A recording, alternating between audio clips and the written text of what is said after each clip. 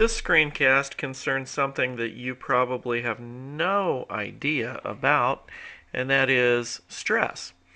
First of all, let me tell you that this screencast is actually going to be divided up into two parts. So this is Stress Part 1, and then you also need to watch Stress Part 2. But in this one, first thing we want to talk about is the interpretation of stress. What things are stressful? And obviously, there can be a number of things that are stressful. For you right now, school is probably very stressful. A lot of stuff going on. Just recently had the end of the grading period. Now we're toward the end of the year. Many of us have AP exams that are coming up due. Just a lot of things going. You've got even stress related to spring break. Where are you going to go? What are you going to do? What friends are you going to hang with? How are you going to pay for your trip if you're going somewhere? Those types of things are stressful. Prom, all of those kind of things are stressful. So, the primary appraisal, when we talk about primary appraisal of stress, that's your initial reaction to a stressful scenario. And sometimes, we talk about how people handle that.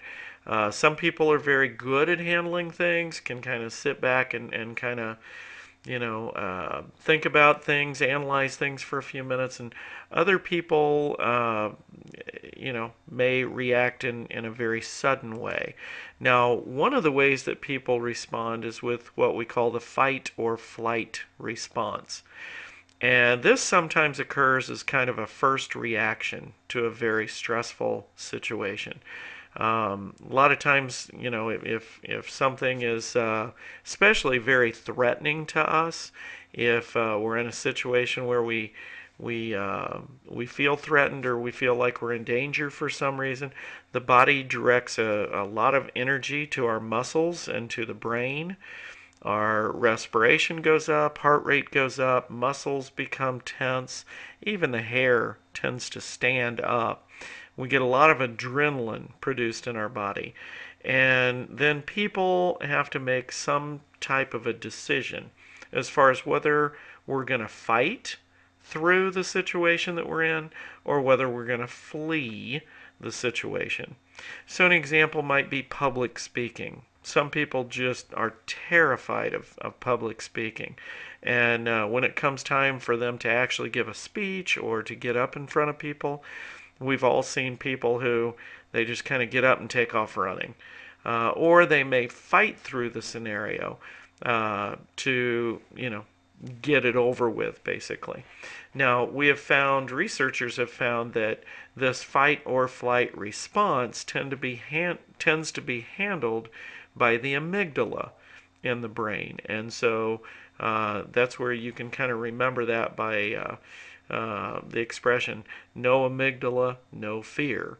That tends to occur in the amygdala, the fight or flight response. Now, let's continue with talking about various stressful experiences. Obviously, major life events can happen to us and they can, really hit us hard.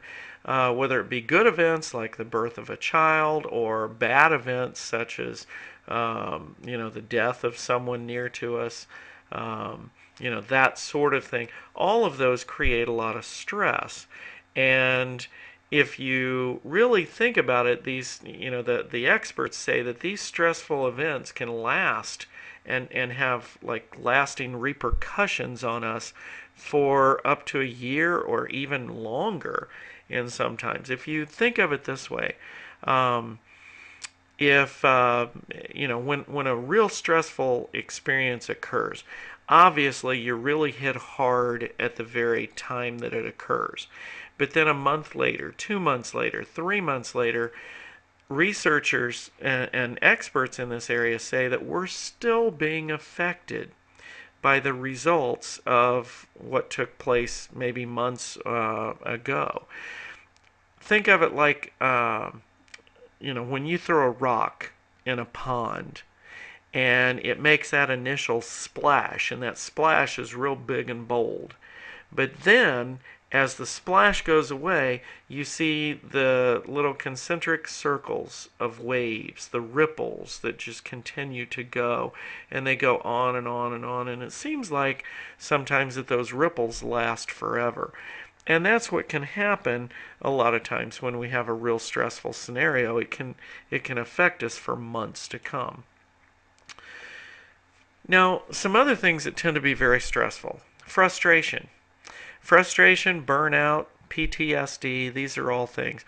Now, these are different. Okay, frustration is essentially when we're trying to reach a goal that we have in mind and something continues to block us. So we're trying to get on the AB honor roll, but one class continues, to kind of hamper us, and we can't seem to get an A or a B in that one class, and it blocks us from reaching our goal. Or it could be a job that you're trying to get, or in sports it may be a position you're trying to play or a championship you're trying to win, and seems like there's always something there that's blocking you, that's keeping you from your goal. And that's what we call frustration. And that can build up quite a bit over time. Now, burnout is a little different. And burnout's when somebody expends a lot of energy, a lot of time, a lot of effort, but yet they put in all the time and the effort and they're not getting the reward out of the situation that they thought they would. It's strange, but teachers, the burnout rate for educators, for teachers, is extremely high in the first 3 to 5 years. Um, I always tell my student teachers that I've had in the past, the first year that a teacher actually works on their own, and they take a job and it's their first year of teaching, it will be the absolute worst year of their entire life. Because every single second they're going to be working on things for their school. And if they don't, well, then they're going to get lost and they're going to get behind. And next thing you know, it's going to be almost impossible to get caught up. That's why, the first 2, 3 years, teachers, they think how bad is this? I mean, it seems like they're spending every waking moment, every ounce of energy they have toward their job, and oftentimes in the first few years you're not really getting the benefits that you thought you might. Now, after you get into the profession and you kind of you learn your way, and you kind of have some things that you can do in class year in, year out, and you know what you're doing a little bit more, then teaching becomes a much better profession. But those first few years are really difficult. Post-traumatic stress disorder. That's basically when a person has been in a situation where they had a threat of death or serious injury, something of that nature, and oftentimes it can lead to lasting repercussions such as nightmares, disturbing memories, fears, anxieties, things like that. And we refer to that as post-traumatic stress disorder. A lot of times it needs professional counseling, things like that, to deal with. Oftentimes soldiers who have been in like a war situation, they'll come back and they'll suffer from, flashbacks and recurring nightmares, things like that from what they experienced. Now, one other thing that we can talk about in terms of stress is conflict. Now, a couple things here, okay? First of all, what I'm about to cover is not covered in the Myers textbook. We definitely need to know this. I don't know why Myers didn't cover it. He should have, but you really need to make sure you understand what we're getting ready to go through. In terms of conflict, I'm not talking about conflict as if, like a fight between 2 or 3 people. That's not what we're looking at here. What we're looking at here is conflict in terms of decision making. A lot of times the decisions we have to make can create internal conflict that, in essence, causes a lot of stress in our lives. Now, the first type of conflict that we're going to talk about is what's called approach conflict. An approach conflict is when you have a decision to make and you like both options. You'd like to take advantage of both things. For example, you're trying to figure out what to eat for dinner.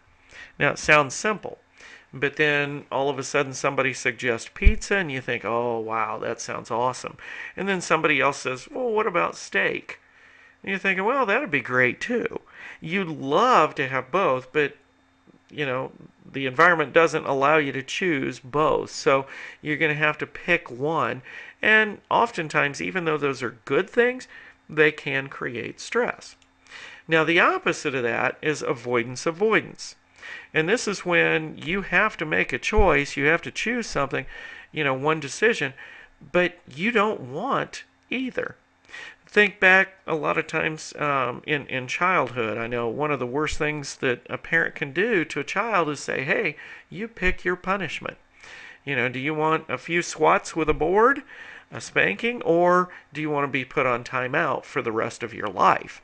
Neither one of those are appealing, but yet you're kind of forced to choose one. That's called an avoidance conflict. And again, it's very stressful. Now, the next thing we're going to look at is what's called approach avoidance. Now, again, this is very different from the first two that we looked at. When we talked about approach, we talked about two things and you chose one. When we talked about avoidance, we talked about two things and you chose one. When we talk about approach avoidance, now we're only talking about one thing. But that one thing has both positive and negative things attached to it. So, for example, seniors, many of you, and even juniors, a lot of you are starting to think about this. Where are you going to go to college? Where are you going to spend the next few years of your life? What are you going to do when you graduate from high school? So, let's say Harvard. You think about Harvard. Harvard would be a cool place to go. Lots of prestige, lots of smart people running around. Harvard has a lot to offer, a lot of positives there. But then you think about the negatives and you think, holy cow, very, very expensive. You're going to be studying a lot. You're going to, it's a lot of pressure, even in high school, trying to get your grades up to the point where you could qualify to go to Harvard. Not very many people do qualify. So all of that, it brings some positive, but also some negative associated with it. So maybe then you kind of change your tune and you think, well, what about IUPUI? And IUPUI, it may not be number one in your heart. It may not be where you'd love to go, but money-wise, makes a whole lot of sense.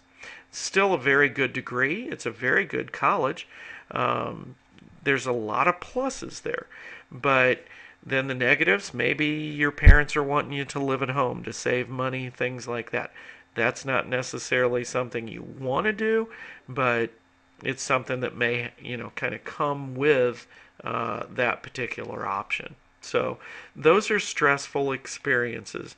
All of those we talk about. Now remember, those last few, when we talk about conflict, those are not covered in the Meyer textbook. So make sure you understand the difference between those.